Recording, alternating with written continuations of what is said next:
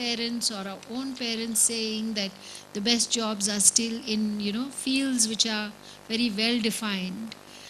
But you on your own, have you thought about, so what you can think about is something that you would like to do. It may not be according to your parent or your teacher or society the right thing, but what kind of jobs ideally do you think you'd like to do in the when you look at yourself in the next 3, 4, 5, 10 years from now? So anybody can talk, you just have to raise your hand.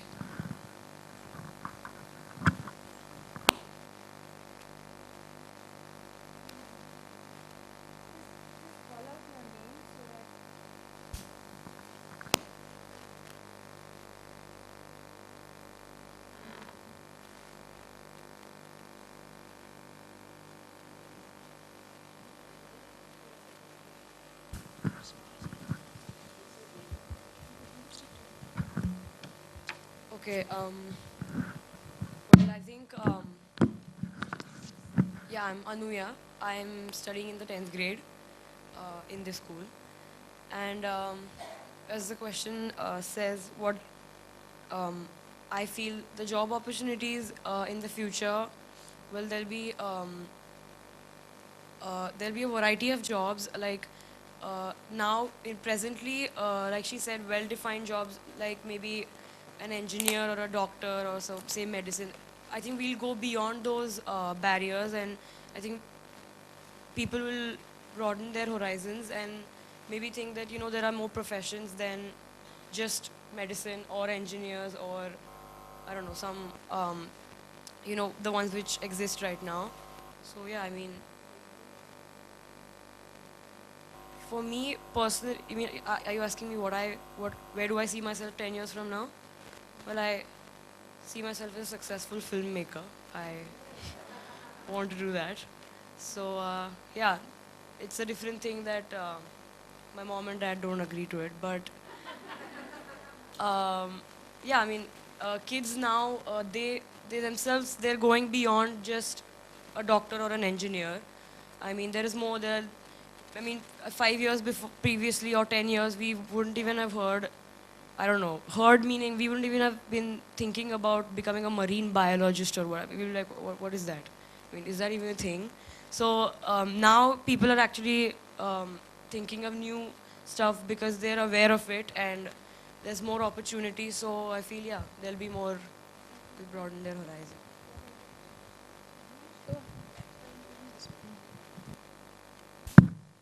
Yeah, actually, I have another answer to the same question. She wanted to follow a commercial line of business. I wished to become a researcher. Actually, I wanted to become a marine biologist, and I realized that I chose this field because, in anticipation of the future, only 5% of the today's oceans have been explored. I think in the future there will be job opportunities in this a lot because new subs will be developed. Perhaps marine biology could also hold the cure for certain aspects of global warming through oxygen producing algae and coral in the water. Yeah, research priorities will be much more different in a few years to come, and that's the it really relates to my future profession, so I just wanted to point that out. I'm Sanika Joshi. I'm from City International School. It was my dream from the age of 4 to become a veterinarist because when I was 4 years old, I saw a sparrow was lying on the road and she was dying and people were throwing stones at her. And I was really hurt by that and I really wanted to protect that bird from being harassed like that. Not just a bird, any person, so that I can protect all animals, all species from and give them what their rights are. And it's it's really for me a dream to become a veterinarist in a field where it's male dominated, and my parents say that whatever you want to become you will become, and I think that's right.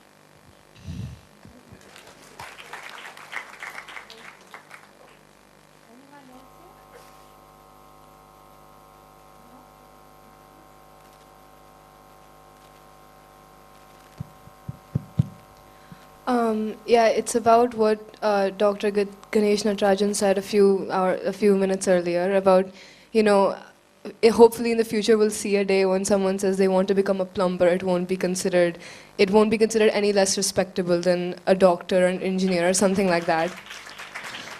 So personally, I'd say I'd pursue a career in either music or literature because those are two things I'm very passionate about. And as Anuya said, if we broaden our horizons, we will see a day when the career block of this world won't be completely dominated by just doctors and engineers. There will be, we'll see more marine biologists. We will see people thinking along the same lines as Rishabh instead of, I want to become a doctor just because there's more money involved. Yeah, I just want to say something. I had been to Sweden recently to an exchange program, and when I went there, in the second week of my stay there, we had to live with host families. So one thing I realized there is actually when I met Ian, that is my host, and in the discussion it came up, what is this? I asked him, what do you do? So he says, I'm a chauffeur and I was an electrician before this.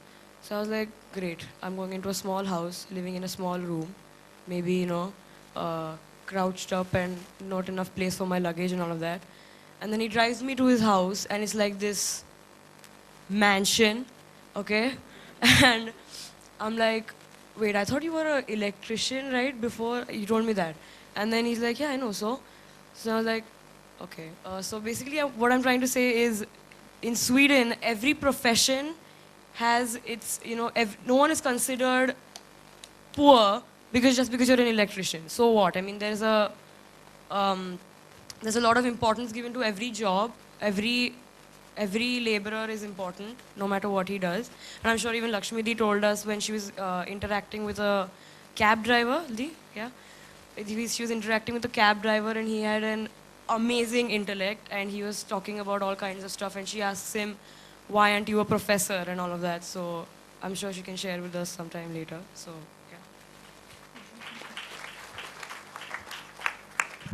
Can I say something?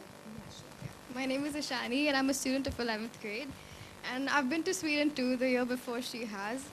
And my host was a plumber, just like she said. And his son was also going to be a plumber. And I think they had absolutely no problem with saying it with complete pride. They were proud of being who they are. They were proud of doing what they are. And they didn't have the kind of classification that we do when we say that an engineer is like a high-class profession, and if you're a plumber, you're from a low-class family or whatever. It was the same for them. It's like everything was at the same level, and you weren't discriminated just because you did a job like this.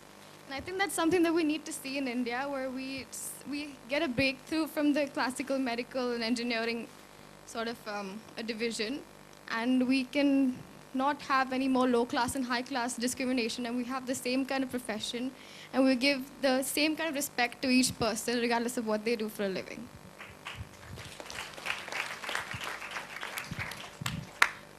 So I think we'll just round up this by saying that I think the first thing when you raise this question, and if you are thinking to yourself and saying, I really don't know what kind of jobs there will be in the future, there's nothing wrong in saying that, but that maybe we don't know the kind of things that we might have to do in a future where the Google Glass, have you read about the Google Glass?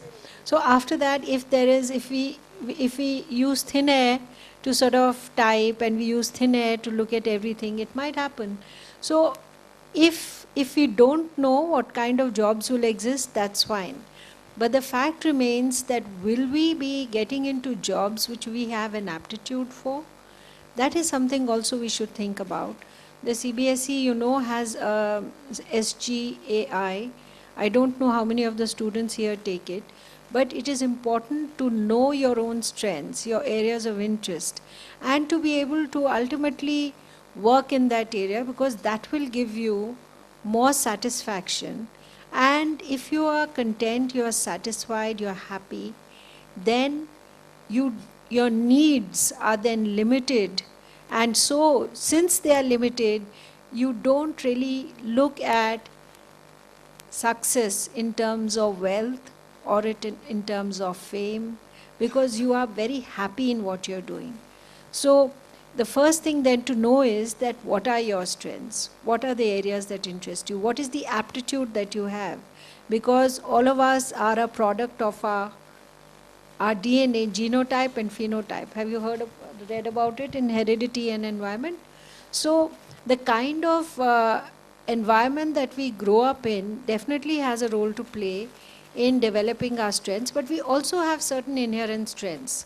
And that's why it's important to know your aptitudes. A number of tests available. Do take the CBSE test also, and then work on it further. Sit with maybe a counselor, career counselor, know what you're good at, and then decide on what you want to do in the future. So thank you everybody who participated in this question and thought about it. The second one is talk about the skills you feel you might require to be successful for the future. Some of the things that we both spoke about, Dr. Ganesh Natarajan also spoke about something, and something which is different from what has been spoken of since morning, and if you have any thoughts on it, then please share that. Whatever you may do, what are the kind of skills? Yes, please. My name is Shaunak Kulkarni and I'm from class 11.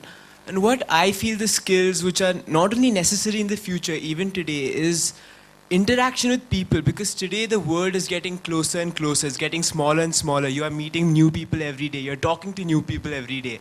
And even if we have the greatest mind in the world, we have an IQ of greater than 160, but we can't express it. What use is that IQ? So that's why I feel that we need to improve on our connections and communications with people. That is one of the most important things.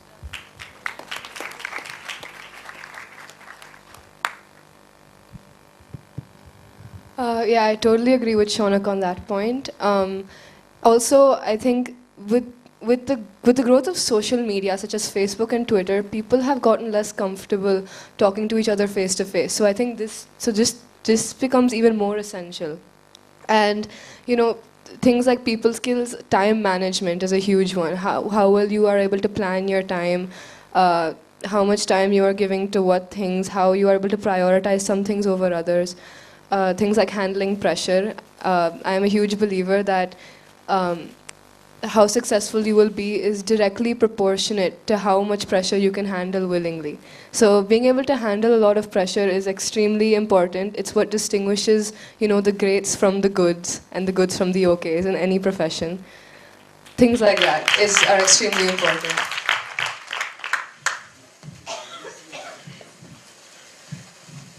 Right. I think for success in the future,